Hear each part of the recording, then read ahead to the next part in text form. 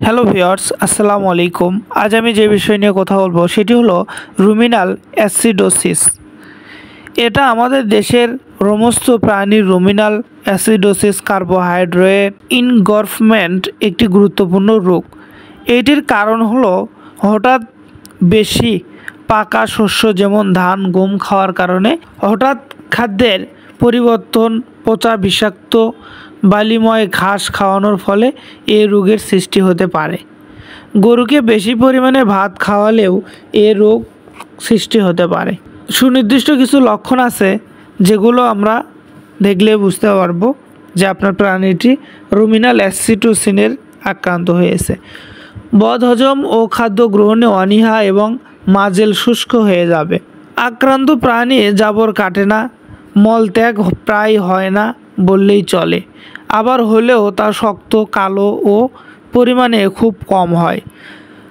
Rumen ফুলে ওঠে এবং বাম পাশে ফ্লাং টিপলে তা শক্ত লাগে এবং আঙ্গুল দ্বারা টিপলে তা বসে ডেবে যায়। শ্বাস প্রশ্বাসের হার বৃদ্ধি পায় এবং ডিহাইড্রেশন দেখা যায়। শেষে শ্বাস প্রশ্বাস বন্ধ হয়ে প্রাণী মারা যায়।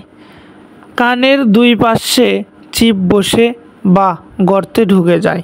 দ্রুত চিকিৎসার ব্যবস্থা না করলে প্রাণীটি মারা যেতে পারে, তাই আমরা এই রোগ হলে দ্রুত চিকিৎসা নেব। এই রোগ নির্ণয়ের ক্ষেত্রে খাদ্য গ্রহণের ইতিহাস জেনে রোগ নির্ণয় করা যায়। ক্লিনিক্যাল উপসর্গ ভালো করে লক্ষ্য করে এবং রুমের পালপেশন করে এই রোগ নির্ণয় করা যায়।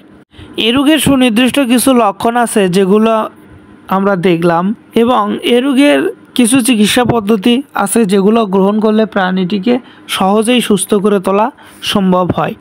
যেমন পার্গেটিভ হিসেবে মাঝারি সংকর জাতের গরুর জন্য 0.24 থেকে 0.48 ম্যাগনেসিয়াম সালফেট একেবারে খাওয়াতে হবে, অথবা মাঝারি গাভীর জন্য 0.5 থেকে 1 লিটার তিসির বা তিলের তেল খাওয়াতে হবে। সিস্টেমিক অ্যাসিডোসিস সংশোধনের জন্য 5% সোডিয়াম বাইকার্বনেট 3 থেকে 4 লিটার শিরা ইনজেকশন দিতে হবে। রুমিনাল অ্যাসিডোসিসের ক্ষেত্রে ম্যাগনেসিয়াম সালফেট খাওয়াতে হবে। ডিহাইড্রেশন সংশোধনের জন্য 2 থেকে 3 লিটার নর্মাল স্যালাইন যেমন নারভিন ইনজেকশন অথবা নিউরো বি ইনজেকশন শিরায় 20 মিলি দিয়ে দেওয়া যেতে পারে। এ রোগ প্রতিরোধের জন্য কার্বোহাইড্রেটযুক্ত খাবার অতিরিক্ত পরিমাণে খাওয়ানো যাবে না, পচা বাসি জাতীয় খাদ্য খাওয়ানো যাবে না। তো এই ছিল আমাদের রুমিনাল অ্যাসিডোসিস রোগের কারণ, লক্ষণ এবং চিকিৎসা। ভিডিওটি ভালো লাগলে অবশ্যই লাইক কমেন্ট সাবস্ক্রাইব করবেন, এবং যারা ফেসবুক পেজ থেকে দেখছেন তারা অবশ্যই ফলো দিবেন, এবং অবশ্যই ভিডিওটি শেয়ার দিতে ভুলবেন না। ধন্যবাদ সবাইকে।